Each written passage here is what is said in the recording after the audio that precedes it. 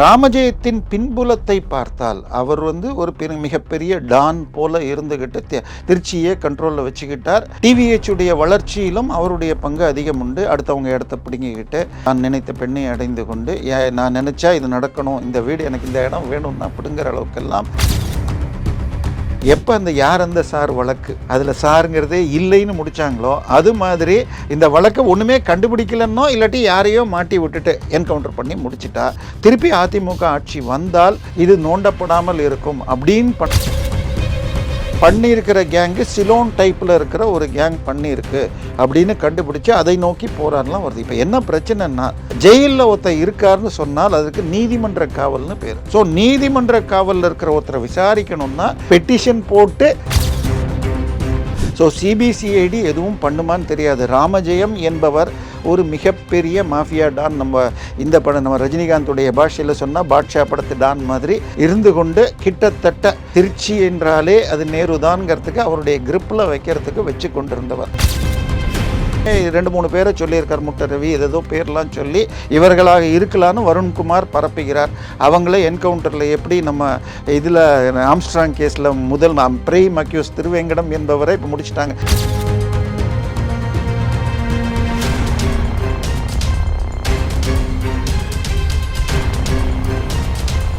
Real one நேயர்களுக்கு வணக்கம். இன்று நம்மளுடைய நேர்காணலுக்கு அரசியல் விமர்சகரான திரு தேவப்பிரியா அவர்கள் இணைஞ்சிருக்காங்க. சார் வணக்கம். வணக்கம். ராமஜெயத்தினுடைய வழக்கு தற்பொழுது தூசி தட்டப்படுகிறது அப்படிங்கிற மாதிரியான ஒரு விஷயம் சொல்லப்படுது. இப்போது ராமஜெயத்தினுடைய வழக்கு கிளைமேக்ஸை நெருங்கியதற்கு என்ன காரணம் அப்படின்னு பார்த்தோம் அப்படின்னா, பின்னணியில் டிஐஜி வருண் திருச்சி சரகத்திலிருந்து சென்னை சரகத்திற்கு மாற்றப்பட்டதே இந்த ஒரு வழக்கின் காரணமாக தான் அப்படிங்கிற மாதிரி சொல்லப்படுது. இது எல்லாத்தையும் தாண்டி ஆதாரங்கள் அடிப்படையில் பார்த்தோம் அப்படின்னா கேஸ் கிட்டத்தட்ட முடியக்கூடிய ஒரு சுச்சுவேஷனுக்கு வந்திருக்கு அப்படிங்கிற மாதிரியான விஷயங்களும் சொல்லப்படுது. உண்மையிலே இந்த காரணங்கள் எல்லாமே உண்மையா இல்லை ஆட்சி முடிய போகுது அப்படின்ட்டு ஏதாவது செய்திகள் பரப்பி விடுறாங்களா? என்ன காரணங்கள்? இல்லை, இதில் 2-3 விஷயம் இருக்குது. இந்த கொலை நடந்தது அதிமுக ஆட்சி காலகட்டத்தில். ஸோ யாரோ ஒரு அதிமுக பெரியாள் பண்ணியிருப்பாங்க, அதைத்தான் அதிமுக காப்பாற்றுது. சிபிசிஐடி வேலை செய்யலைன்னாங்க. 2013-14 நடந்ததுன்னா 2021 வரைக்கும் 7 வருஷம் அவங்க காலத்தில் இல்லை. பட் இவங்க ஆட்சிக்கு 4 வருஷம் முடிஞ்சிடுச்சு. சிபிஐக்கு மாற்றணும்னு திமுக போட்ட கேஸில் எல்லாம் இல்லை சிபிசிஐடி பார்த்துக்கும் அப்படின்னு அதிமுக சொல்லி அது சிபிசிஐடிட்ட இருந்துச்சு. இப்போ நீங்கள் அடுத்ததாக சொன்னது திரு வருண்குமார் அவர்கள் சென்னைக்கு மட்டும் மாற்றப்படல, அவர் சிபிசிஐடிக்கு கொண்டு வரப்பட்டுள்ளார். ஆக்சுவலாக எலெக்ஷன் வரப்போகுது 2026 தேர்தலில். அப்பொழுது அவர்களுக்கு மிகவும் நம்பிக்கையான ஒருவர் சென்னையில் இருக்கணும் அப்படின்னு சொல்லி இப்போதைக்கு கொண்டு வந்திருக்காங்க. அவர் கொஞ்சம் பப்ளிசிட்டி மாங்கருங்கிறது தெரியும். எப்பயுமே ரீல்ஸ் அடிக்கடி போடுவார். அவரை ரீல்ஸ் போடாதீங்கன்னு இப்போ டிஜிபி சொன்னதுக்கப்புறம் கீழே இருக்கிற யாரையோ வச்சு வரம் தரும் வரும்னு சொல்லிட்டு எங்களை படிக்க விட்டார் ஐஏஎஸ்கோ இதுக்கெல்லாம் போட்டாங்க. ஸோ அதில் இவர் இந்த வழக்கை இப்போ எடுத்துகிட்டு இருக்காங்க. மேபி 2 காரணம். இதில் ராமஜெயத்தின் பின்புலத்தை பார்த்தால் அவர் ஒரு மிகப்பெரிய டான் போல இருந்துகிட்டு திருச்சியே கண்ட்ரோலில் வச்சுக்கிட்டார். டிவிஹெச் உடைய வளர்ச்சியிலும் அவருடைய பங்கு அதிகம் உண்டு. அடுத்தவங்க இடத்த பிடிங்கிக்கிட்டு தான் நினைத்த பெண்ணை அடைந்து கொண்டு நான் நினைச்சா இது நடக்கணும், இந்த வீடு எனக்கு இந்த இடம் வேணும்னா பிடுங்குற அளவுக்கெல்லாம் அவர் செஞ்சதெல்லாம். ஏன்னா மத்தியில் 2004 14 வரைக்கும் அவங்க மத்தியில் இருந்த பவர் வச்சுக்கிட்டு தன்னால் முடியும். அவருடைய சொந்தக்காரர் தான் நெப்போலியன் அமைச்சர் வரைக்கும் போனாருங்கிறதெல்லாம் இருக்குது. ஸோ இது எல்லாம் 2006-11 திருப்பி திமுக ஆட்சி. ஸோ இந்த காலகட்டத்தில் அவர் விளையாடின ஆட்டங்கள் 2006-11 திமுக ஆட்சியில் இவர் தான் டிவிஹெச்ங்கிறது நிறுவப்பட்டது. இந்த அளவுக்கு இன்னைக்கு நீங்கள் இன்னைக்கு எல்லாரும் பெரிய கம்பெனின்னு சொன்னால் என்ன சொல்கிறோம், ஒன்று அந்த ஜி சதுரன்றீங்க, அப்படி இல்லைன்னா காசா கிராண்டே இல்லாட்டி அப்பா சாமிங்கிறாங்க. அவங்க எல்லாத்த விட மிகப்பெரிய அளவில் டிவிஹெச் பண்ணியிருக்கிறது தான் ஜாஸ்தி. அப்பா சாமியெல்லாம் ஒரு சின்ன ப்ராஜெக்ட் பண்ணும், இவங்க எடுத்தால் இதுக்கு ஈடான ப்ராஜெக்டே கிடையாதுங்கிற அளவுக்கு பெரிய பெரிய ப்ராஜெக்டை எடுத்துப்பாங்க. உதாரணமாக டிவிஹெச் எடுத்துக்கிட்டிங்கன்னா நம்ம அபிராமி தியேட்டர் பரசவாக்கத்து பக்கத்தில் இருக்கிற இந்த ரோடில் அடிமனை மட்டுமே உங்களுக்கு 4 லட்சம் சதுரடி, பில்டிங் கன்ஸ்ட்ரக்ஷன் 10 லட்சம் சதுரடிக்கு அதிகமாக 19 மாடி. மெட்ராஸ்னால் நீங்கள்லாம் சினிமாத்தில் அங்கேருந்து கிராமத்துலேருந்து வந்த ஹீரோவோ வில்லனோ தேடிட்டு வந்தாங்கன்னா எல்ஐசி பில்டிங் காட்டுவாங்க, சென்ட்ரல் ஸ்டேஷனை காட்டுவாங்க, நேப்பியர் பாலத்தை காட்டுவாங்க. ஸோ 12 மாடி பில்டிங் தான் பெருசுன்னு 19 மாடி கட்டுறேன்னு கட்டி காட்டினார். அதே மாதிரி அடையாரில் ஒன்று கட்டினார், இதில் ஒன்று கட்டினார், ஓஎம்ஆரில் 32 மாடி வரைக்கும் போனாங்க. ஸோ இதுக்கெல்லாம் ஆரம்பம் வச்சது பை 2013 அவர் போனதுக்கப்புறம். அதுக்கப்புறம் இதெல்லாம் வந்தால் கூட இதுக்கு அடித்தளம் அவர் தான் அமைச்சர். ஸோ அவருடைய பின்பலம் வந்துடக்கூடாது அப்படின்னு இதை தோண்டாமல் இருந்தாங்க. இப்போ என்னன்னா, எப்போ அந்த யார் அந்த சார் வழக்கு அதில் சாருங்கிறதே இல்லைன்னு முடித்தாங்களோ, அது மாதிரி இந்த வழக்கை ஒன்றுமே கண்டுபிடிக்கலன்னோ இல்லாட்டி யாரையோ மாட்டி விட்டுட்டு என்கவுண்டர் பண்ணி முடிச்சிட்டா திருப்பி அதிமுக ஆட்சி வந்தால் இது நோண்டப்படாமல் இருக்கும் அப்படின்னு பண்ணுறாங்களாங்கிறது என்னுடைய பார்வை. ஆனால் அதே நேரத்தில் இந்த வருண்குமார் என்ன பண்ணியிருக்காருன்னா, தான் எடுத்த உடனே பாளையங்கோட்டை இதில் போய் ஜெயிலில் போய் சில குற்றவாளிகளை இது பண்ணியிருக்கார், இங்கே சென்னையிலையும் பண்ணியிருக்காங்கிறாங்க. இதில் பண்ணியிருக்கிற கேங்கு சிலோன் டைப்பில் இருக்கிற ஒரு கேங் பண்ணியிருக்கு அப்படின்னு கண்டுபிடிச்சு அதை நோக்கி போராடலாம் வருது. இப்போ என்ன பிரச்சனைன்னா, ஜெயிலில் ஒருத்தர் இருக்காருன்னு சொன்னால் அதுக்கு நீதிமன்ற காவல்னு பேர். ஸோ நீதிமன்ற காவலில் இருக்கிற ஒருத்தரை விசாரிக்கணும்னா பெட்டிஷன் போட்டு இது பண்ணணும். அப்படியெல்லாம் எதுவும் வரும் பண்ணதாக தெரியல. இவருடைய மூமெண்ட்டே சட்டவிரோதமாக இருக்குது. ஏன்னா சிபிசிஐடி ஒன்று விசாரித்தா ஒன்றும் ஒழுங்காக உருப்படுமா அப்படின்னு கேட்டால் நம்மளை பொறுத்த வரைக்கும் சரியில்லைன்னா எல்லோரும் பேசும்போது இந்த ராமஜெயம், அதுக்கப்புறம் கள்ளக்குறிச்சி இந்த இதுவாக இருக்கட்டும், வேறு எந்த விஷயமா இப்போ கெவின் வழக்கு எல்லாமே போயிட்டுருக்கு, அந்த ஸ்ரீமதி வழக்கு, அடுத்தது இது நம்ம இப்போ ரொம்ப ஃபேமஸ்னால் வேங்கை வயல். ஸோ இது எதுலேயுமே பெரிய அளவில் அஜித் இது சிபிஐக்கு அனுப்பிச்சிட்டாங்க. ஏன்னா அதுவும் என்ன, உயர்நீதிமன்றம் சிபிஐக்கு அனுப்பணுன்ற நிலைமை எடுத்தாச்சு அதிமுக போட்ட வழக்கில்.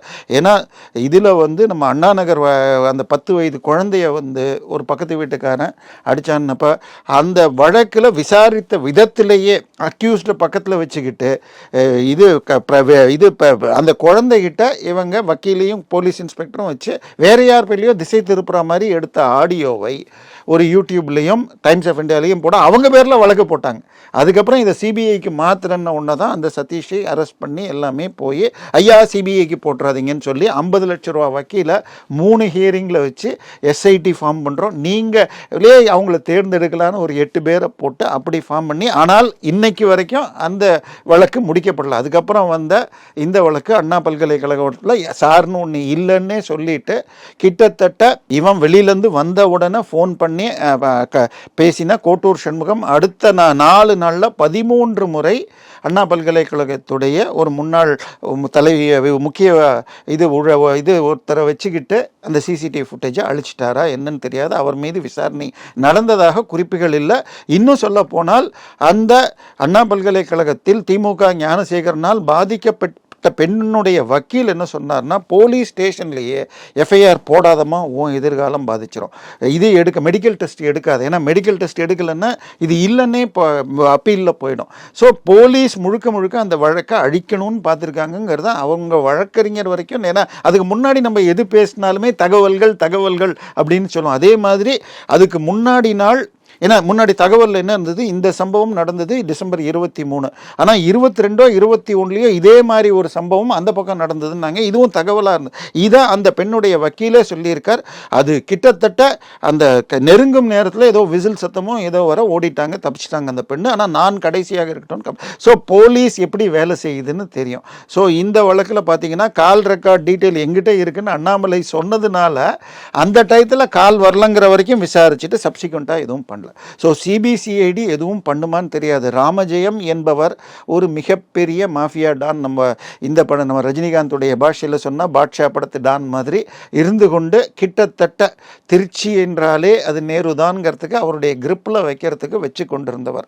அவரை பற்றி நோண்டினாலும் பிரச்சனை, இந்த வழக்கை பெண்டிங்லேயே விட வேண்டான்னு முடிக்கிறதுக்கு. ஏன்னா சில வழக்குகளை முடிச்சுட்டு போகிறது நல்லது அப்படிங்கிற மாதிரி செய்வாங்க. அதில் வெற்றி பெற்று அதனால தப்பிக்கிறதும் இருக்குது. உதாரணமாக இதே ராமஜெயத்துக்கு தம்பியான KN ரவிச்சந்திரன் டிவிஹெச் கேஸில் பார்த்தீங்கன்னு சொன்னால் அவர் 30 கோடி கடன் 2013 வாங்குறார். IOB கேத்தீட்ரல் பிரான்ச்னு மவுண்ட் ரோட்டில் இருக்கிறது. அது 2021 வரைக்கும் பணத்தை திருப்பி கட்டல, 22 கோடி பாக்கி இருக்குன்னு சிபிஐக்கு கம்ப்ளைண்ட். அதாவது 10 கோடிக்கு மேலே பாக்கி இருந்தால் அது சிபிஐக்கு கொண்டு போயிடணும். 10 கோடி கீழே இருந்தால் தான் போலீஸ் ஸ்டேஷனில் கொடுக்க முடியும்.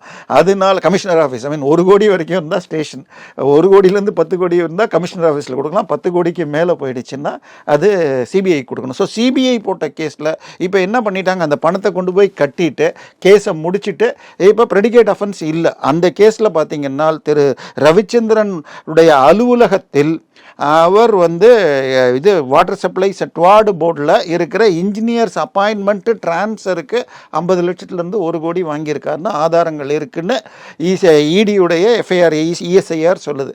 ஸோ ப்ரெடிகேட் அஃபென்ஸை க்ளோஸ் பண்ணிட்டா தப்பிக்கலாம் அப்படிங்கிறாங்க. அதனால் இந்த எஃப்ஐஆர் பெண்டிங்கில் வைக்க வேண்டாம்.